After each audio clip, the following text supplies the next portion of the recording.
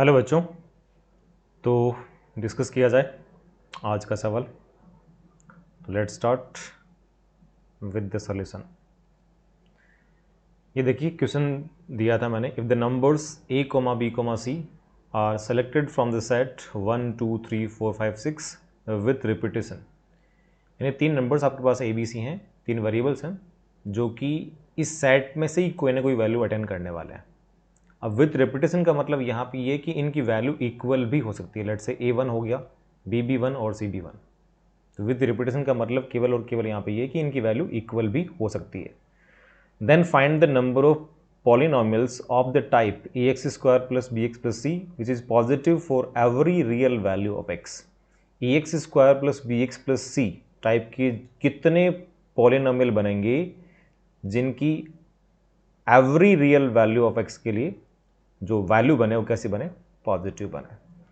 यानी by default आपको क्या बोलना चाह रहा है कि ax² plus bx plus c is greater than 0 for every real value of x की हर रियल वैल्यू के लिए ax² plus bx plus c जो है वो 0 से बड़ा होना चाहिए। तो अब आप इसमें यूँ समझो कि ax² plus bx plus c यहाँ पे कैसा है, क्वाड्रेटिक पॉलिनॉमियल है, बिकॉज a यहाँ पे डेफिनेटली नॉन जीरो है। 1 2 3 4 5 6 में से कोई ना कोई a होगा, वो सारे नंबर नॉन जीरो है, तो ये बन गया क्वाड्रेटिक पॉलिनॉमियल। और क्वाड्रेटिक पॉलिनॉमियल को आप बोल रहे हैं bigger than zero at every real value of x। तो अगर इसके ग्राफ की बात करूँ मैं, इसके अगर ग्राफ की बात की जाए तो देखो ग्राफ कुछ ऐसा बनना चाहिए। ये बना दिया मैंने यहाँ पे x एक्सिस। तो ax² plus bx plus c ये जो बनेगा वो वैल्यू ऑफ y होगा। तो y यहाँ पे देखो ऑलवेज कैसा होना चाहिए, पॉजिटिव, यानी ग्राफ इसका अल्टीमेटली ये बन जाना चाहिए। ग्राफ किसका बनाया मैंने, ग्राफ बनाया y equal to a into x² plus bx plus c का। और ax² plus bx plus c positive है, यानी y ऑलवेज पॉजिटिव हो गया। तो y always positive x axis के ऊपर ही होता है। अब अगर किसी भी क्वाड्रेटिक का ग्राफ, किसी भी क्वाड्रेटिक एक्सप्रेशन का ग्राफ इस टाइप का बनता है तो ऑब्वियसली उसका d कैसा होना चाहिए, उसका d होना चाहिए लेस देन 0। और साथ में कोफिशिएंट ऑफ x² होना चाहिए पॉजिटिव, जो कि a है, और a यहाँ पे डेफिनेटली पॉजिटिव है बिकॉज a कहाँ से वैल्यू अटेंड कर रहा है, 1 2 3 4 5 6 इन्हीं में से कोई ना कोई a होगा। तो a भी पॉजिटिव हो गया, तो पैराबोला ओपनिंग अपवर्ड बन गया अपना ही। और साथ में d होना चाहिए इसका less than 0 because completely graph यहाँ पे x एक्सिस के ऊपर लाई कर रहा है। तो इफेक्टिवली घुमा फिरा के हमें ये बोलना चाह रहा है कि d को आप लेस देन 0 करिए। अब d आप निकालना जानते हैं, b² माइनस 4ac। तो b² minus 4 into ac is less than 0। तो abc की वैल्यूज़ क्या है, abc की वैल्यूज़ हैं 1 2 3 4 5 6। अब उनके लिए आपको b² minus 4ac less than 0 करना है, तो डेफिनेटली वो केसेस आपको देखनी पड़ेंगी। अब उसमें ये तो है नहीं कि मैनुअली आप सारी केसेस ऐसे लिख लिख के ट्राई करेंगे, a ले लिया, b ले लिया, c ले लिया, फिर उनको आप रैंडमली ऐसे रख रख के देख रहे हैं, वो तो डेफिनेटली कोई अच्छा तरीका नहीं होगा बिकॉज इसमें कोई केस गलती से छूट भी सकती है। तो थोड़ा सा इसमें मैथमेटिक्स अपन इन्वॉल्व कराएंगे। तो b² माइनस 4ac मेरे को लेस देन 0 चाहिए, यानी इफेक्टिवली मेरे को क्या चाहिए यहाँ पे, b² लेस देन 4ac, या बोले तो a इंटू सी कैसा चाहिए, greater than b² by 4। a into c जो होना चाहिए वो b² अपॉन 4 से बड़ा होना चाहिए। अब जो b की यहाँ पर लिस्ट वैल्यू है ना, b की लिस्ट वैल्यू क्या होगी, 1 होगी। तो एक बार अगर b की लिस्ट वैल्यू को ट्राई करूँ तो b को पुट करेंगे आप 1। अगर b को आप यहाँ 1 पुट करते हैं, b को अगर आप वहाँ पे 1 पुट करते हैं तो देखो क्या होता है, a इंटू सी बन गया bigger than 1² in 1 upon 4। a into C 1 upon 4 से बिगर बन गया। अब 1 अपॉन 4 यानी 0.25, 0.25 से a इंटू सी बड़ा होना चाहिए। तो ऑब्वियसली यहाँ पे a इंटू सी की जो वैल्यूज़ बनेंगी वो कौन कौन सी बनेगी। अब देखो a इंटू सी, a की लिस्ट वैल्यू कितनी है 1, c का लिस्ट वैल्यू कितना है 1, तो a इंटू सी का जो लिस्ट वैल्यू बनेगा दैट विल बी 1। और आप बोल रहे कि a इंटू सी 1/4 से बड़ा होना चाहिए, तो a इंटू सी का लिस्ट वैल्यू तो 1 है। और आप समझो कि a इंटू सी ग्रेटेस्ट कितना बनेगा, तो a का ग्रेटेस्ट वैल्यू कितना है 6, c का कितना है 6, तो a इंटू सी ग्रेटेस्ट कितना बनेगा 36 बनेगा। तो a इंटू सी देखो स्टार्ट कहाँ से होगा 1 से, फिर 2 भी बनेगा, 3 भी बनेगा, कहाँ तक, 36 तक। अब बीच में जो भी वैल्यू नहीं बन रही है उसको अपन छोड़ देंगे, बट ये सारी केसेस आपको ट्राई करनी पड़ेंगे 1 से लेकर 36 तक।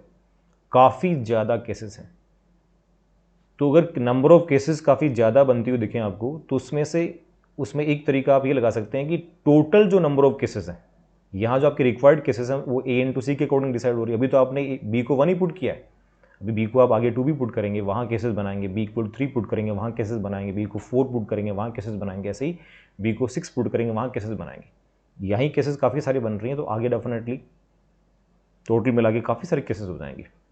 तो या तो इन सभी केसेस को सोल्व करो आप और फिर आंसर निकालो, या फिर एक तरीका और है कि total A into A B C पे टोटल जितनी केसेस बन सकती हैं उनमें से कौन सी केस माइनस कर दी जाए। अगर वो माइनस करने वाले वो केसेस होंगे जो अपना रिक्वायरमेंट नहीं है, तो माइनस करने वाले केसेस अगर कम हो तो डेफिनेटली वहां अपने को कैलकुलेशन में हेल्प मिल सकती है। तो यहां तो जो अपन करने जा रहे हैं वहां तो ए इंटू सी पे काफ़ी सारी केसेस बनेंगी, इसको तो अपन यहीं ड्रॉप कर लेते हैं।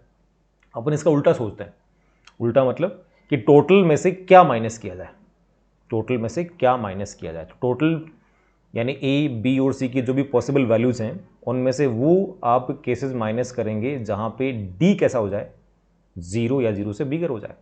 तो अगर डी 0 या 0 से बिगर वाली केसेस आपने माइनस कर दी तो ऑब्वियसली कौन सी केस बचेंगी, जहाँ पे डी लेस देन 0 होगा। तो इसको तो यहीं पे अपन ड्रॉप कर लेते हैं, इसको तो यहीं पे हटा दिया मैंने, कोई मतलब नहीं है, काफ़ी सारा मेहनत करना पड़ेगा आपको यहाँ पे। ये लो डी लेस देन 0, ये चाहिए मेरे को, डी लेस देन 0 अपना रिक्वायरमेंट है। तो मैं अब सोल्व करने जा रहा हूँ डी ग्रेटर देन और इक्वल टू 0 को, डी ग्रेटर देन और इक्वल टू 0 को सोल्व कर रहा हूँ। तो ये क्या बनेगा, B square minus 4 time A C is greater और इक्वल टू 0। तो यहाँ पे बी स्क्वायर बन गया ग्रेटर और इक्वल टू 4ac, या कहें तो ac जो बनेगा ना, ac will be less than और equal to b square upon 4। बात एक ये, अब बनाओ केसेस बी के लिए बी स्क्वायर बन जाएगा और फिर यहाँ पे a इंटू सी चलेगा अपना। तो b की लिस्ट वैल्यू कितने लेंगे आप, 1 लेंगे, उसके बाद में क्या लेंगे 2, then 3, then 4, then 5, then 6। B square क्या बनेगा, 1 के लिए 1, 2 के लिए 4, 3 के लिए 9, 4 के लिए 16, 5 के लिए 25 और 6 के लिए 36। अब मुझे a इंटू सी जो है ना वो बी स्क्वायर अपॉन 4 से कम या उसके इक्वल चाहिए। तो फर्स्ट केस में देखो बी स्क्वायर कितना है 1, तो बी स्क्वायर 1 रख दो यहाँ पे, बी स्क्वायर को 1 रख दीजिए आप। तो a इंटू सी बन गया 1 अपॉन 4 या उससे कम। अब a इंटू सी का लिस्ट वैल्यू मेरे पास कितना था, 1 था, और आप बोल रहे हैं कि a इंटू सी 1 अपॉन 4 से भी कम चाहिए या फिर उसके इक्वल, जो कि पॉसिबल नहीं है, तो ये केस बनेगा ही नहीं। सेकंड केस पे आ जाओ, सेकंड केस में बी स्क्वायर कितना है 4 है, तो बी स्क्वायर को 4 रखो ऊपर यहीं पे, बी स्क्वायर बाई 4 में बी स्क्वायर को 4 पुट कर दीजिए। तो a into c will be less than और equal to 4/4, a into c is less than और इक्वल टू 1, और ए सी का लिस्ट वैल्यू मेरे पास कितना है, ए सी मिनिमम कितना है वो है 1, और ए सी का मैक्सिमम वैल्यू मेरे पास कितना है वो है 36, ठीक है ना। तो बी को बी स्क्वायर पुट किया 4, तो ए इंटू सी बन गया लेस देन और इक्वल टू 1, ए सी 1 या 1 से कम होना चाहिए, तो 1 से कम तो पॉसिबल नहीं है, केवल एक ही पॉसिबिलिटी है, ए सी क्या बन जाए 1 बन जाए। नेक्स्ट केस बी स्क्वायर लिया 9 आपने, 9 रखो वहाँ पे, तो a into c is less than और इक्वल टू 9/4, 9/4 से कम होना चाहिए। अब 9/4 का मतलब क्या हो गया, 9/4 का मतलब हो गया 2 पॉइंट समथिंग, 2 पॉइंट समथिंग से ए सी कम या उसके इक्वल होना चाहिए, तो इक्वल तो पॉसिबल नहीं है, 2 पॉइंट समथिंग से कम करना पड़ेगा। अब 2 पॉइंट समथिंग से कम क्या पॉसिबल है, एक तो 1 और एक 2। देन आपको पुट करना पड़ेगा बी स्क्वायर को 16 नेक्स्ट केस में, तो बी स्क्वायर को पुट किया 16, तो ए इंटू सी बन गया लेस देन और इक्वल टू 16/4 यानी 4, ए इंटू सी 4 या 4 से कम होना चाहिए, 4 या 4 से कम क्या बनेगा 1, 2, 3, 4। नेक्स्ट केस 25 पुट करेंगे, 25/4 से कम या उसके इक्वल, 25/4 का मतलब कितना हो गया 6 पॉइंट समथिंग, 6 पॉइंट समथिंग से कम होना चाहिए, इक्वल तो पॉसिबल नहीं है, तो 6 पॉइंट समथिंग से कम का मतलब ए इंटू सी बन जाएगा 1, 2, 3, 4, 5 एंड 6। लास्ट केस 36 पुट करेंगे बी स्क्वायर को, तो a into c will be less than और इक्वल टू 9 बन जाएगा। तो कितना हो गया 1 2 3 4 5 6 7 8 और इक्वलिटी भी है वहाँ पे, तो ये 9। अब ये a इंटू सी की जो वैल्यूज आ रही है ना, a इंटू सी मेरे पास या तो 1 है या 2 है या 3 है या 4 या 5 या 6 या 7 या 8 या 9। तो ये कब कब पॉसिबल है, ये a और c की कौन कौन सी वैल्यूज के लिए बनेगा, उसको मेरे को अलग से सिंप्लीफाई करके देखना पड़ेगा। तो उसको सोल्व किया जाए 1 बाई 1। अब इसको 1 बाई 1 सोल्व किया जाए। तो लेट्स स्टार्ट। इसको अपन अगले पेज पे कर लेते हैं यहाँ तो ना। ओके, यहाँ देखो आप a इंटू सी 1 ले रहे हैं अब। तो a इंटू सी 1 कब बनेगा, जब a भी 1 लेंगे और c भी 1 लेंगे। अब तो केवल यहाँ पे एक ही केस आ रही है, 1 केस। तो केसेस का काउंट निकालना है, ऊपर मेंशन कर दे रहा हूँ यहाँ पे कितने केसेस, केवल एक ही केस, कौन सी, a भी 1 और c भी 1। नेक्स्ट बात करेंगे आप, a इंटू सी कितना हो जाए, 2 हो जाए। ये कब कब होगा, a2 हो जाए c1 हो जाए, या फिर a1 और c2, दो केसेस पॉसिबल है। नेक्स्ट a इंटू सी कितना हो जाए, 3। अगेन कब होगा, जब a1 c3 या फिर a3 c1, दो केसेस। a इंटू सी कितना हो जाए, 4। ये कब होगा, जब a4 हो जाए c1, एक केस तो ये हो गया, या फिर a1 c4 या फिर ab2 and bb2, total 3 case बन रही हैं आप। नेक्स्ट a इंटू सी कितना हो जाए, 5 कब बनेगा, जब a5 b1 या फिर a5 c1 और a1 c5, दो केसेस बनेंगे। नेक्स्ट a इंटू सी कितना हो जाए, 6। तो 6 के लिए एक तो बन जाएगा 6 1, एक 1 6, एक 3 2 और एक 2 3, total 4 cases. Next a into c 7 बन जाए, तो ये पॉसिबल नहीं है। क्यों, बिकॉज 7 तो प्राइम नंबर है, फैक्टर क्या बनेगा 1 7 7 1, बट 7 तो पॉसिबल नहीं है, बिकॉज आपको जो नंबर्स दिए 1 2 3 4 5 6 यहीं तक मिले हैं, तो ये पॉसिबल नहीं है, नॉट पॉसिबल, हटा देंगे इसको। नेक्स्ट a इंटू सी कितना बन जाए, 8। कैसे बनेगा, 8 1 पॉसिबल नहीं, बिकॉज 8 तो नंबर ही नहीं दिया अपने को। देन 4 2 या फिर 2 4, दो केसेस। लास्ट a इंटू सी क्या था, 9। 9 कब बनेगा, 3 3 या फिर 1 9, बट 9 पॉसिबल नहीं है, नंबर 9 दिया ही नहीं आपको। तो 3 3 केवल एक ही केस बन रही है यहाँ पे। तो a इंटू सी की मैक्सिमम वैल्यू देख लेते हैं कितनी आ रही थी यहाँ पे। अपने पास से जो केसेस बन रहे हैं उसके अकॉर्डिंग a इंटू सी 9 बन रहा है, बस 9 तक लिखेंगे। ओके, तो अब जो आपने ये सोल्व किया है वो किसके लिए सोल्व किया, d ग्रेटर देन और इक्वल टू 0 के लिए, d ग्रेटर देन और इक्वल टू 0 के लिए। तो अब इन केसेस का मुझे सम करना है, बस इन सभी केसेस का सम आपको करना है। तो अब a इंटू सी 1, देखो a इंटू सी 1 कितनी बार है, आप ये देखो पहले a इंटू सी 1 कितनी बार है। एक तो यहाँ पे हो गया 2 3 4 5, a into C 1 total 5 times है। और जब a इंटू सी 1 बनेगा तो वहाँ पे a और c के ऊपर केसेस कितनी बन रही हैं, एक ही बन रही है।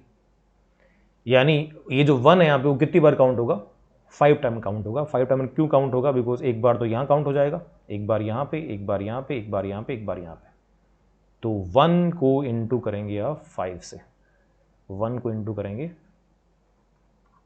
5 से, plus next case a into c 2 कितनी बार आ रहा है, तो a इंटू सी 2 देखो कितनी बार आ रहा है। एक तो यहाँ पे आ गया, एक बार यहाँ पे, एक बार यहाँ पे, एक बार यहाँ पे, टोटल 4 बार आ रहा है। तो 4 इंटू अब a into C equal to 2, तो वहाँ पे a और c की पॉसिबिलिटी कितनी बन रही है, 2 बन रही है, तो 4 इंटू 2 बन गया।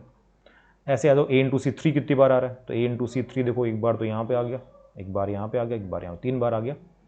और हर केस के लिए कितनी पॉसिबिलिटी हैं, 2 पॉसिबिलिटी हैं। प्लस a इंटू सी 4 की बात करेंगे तो 4 वाला देखो कितनी बार आ रहा है, अगेन 1 2 3, 3 बार है। 3 इंटू अब a इंटू सी 4, यहाँ देखिए कितनी 3 पॉसिबिलिटी हैं, 3 इंटू 3। प्लस अब बात करेंगे 5 की, तो a इंटू सी 5 देखो 1 और 2, 2 बार है। तो 2 इंटू 5, यहाँ देखिए क्या क्या पॉसिबिलिटी हैं, 2 हैं। प्लस 6 की बात करेंगे अब, सॉरी ये आगे कैसे आ गया, 6 मेरे पास यहाँ पे एक बार तो यहाँ पे एक बार यहाँ पे 2 है, तो 2 इंटू 6 के लिए कितना यहाँ पे 4 पॉसिबिलिटी है, प्लस 7 का है नहीं। 8 की बात करेंगे तो 8 देखो यहाँ पे एक बार है और 9 भी एक बार है, तो 8 9, 8 वाला 1 इंटू 2 हो जाएगा और 9 वाला कितना हो जाएगा 1 इंटू 1 हो जाएगा। अब इनको काउंट कर लो कितना बन रहा है, ये बन जाएगा 5 plus 8 plus 6 plus 9 plus 4 plus 8 plus 2 plus 1। अब सम कर लीजिए बस, उसमें कोई दिक्कत अपने को थोड़ी होती है। तो ये 9 प्लस 1 कितना हो जाएगा 10 हो जाएगा, 6 प्लस 4 कितना हो जाएगा अगेन 10 हो जाएगा, 8 प्लस 2 कितना हो गया 10 हो गया, ये खत्म ये खत्म ये खत्म ये खत्म ये खत्म, और ये 8 प्लस 5 कितना हो जाएगा 13 हो जाएगा। तो 10 10 10 30 और ये कितना हो जाएगा 43 हो जाएगा। तो 43 नंबर ऑफ ऐसे पॉलिनोमियल्स बनेंगे जिसके लिए डी ग्रेटर देन और इक्वल टू 0 होगा। अपने को वो सारे पॉलिनोमियल काउंट करने जिसके लिए डी लेस देन 0, तो टोटल में से माइनस कर लेते हैं। डी लेस देन और लेस देन 0 वाले मुझे पॉलिनोमियल काउंट करने हैं, तो नंबर लिख दे रहा हूं n। ऐसे कितने पॉलिनोमियल होंगे जिनके लिए डी लेस देन 0 बनेगा, equal to total minus number of polynomials जिसके लिए डी कैसा बन जाए ग्रेटर देन और इक्वल टू 0। तो टोटल कितना है, ए के पास नंबर ऑफ चॉइस कितनी है, या तो 1 बनेगा या 2 या 3 या 4 या 5 या 6, 6 चॉइस है। बी के पास कितनी अगेन 6, सी के पास कितनी again 6, minus D greater than और इक्वल टू 0 कितना होगा ना 43, ये कितना हो जाएगा 216 माइनस 43, और 216 माइनस 43 आप जानते हैं कितना बन जाएगा ये 173। तो 173 नंबर ऑफ पॉलिनोमियल्स ऐसे बनेंगे जिनका डी कैसा होगा लेस देन 0, या कहें तो वो ऑलवेज एक्स की हर रियल वैल्यू के लिए कैसे बनेंगे 0 से बड़े बनेंगे। तो ये इसका आंसर बन जाएगा। तो आज के लिए इतना ही, मिलते हैं नेक्स्ट सवाल के साथ में।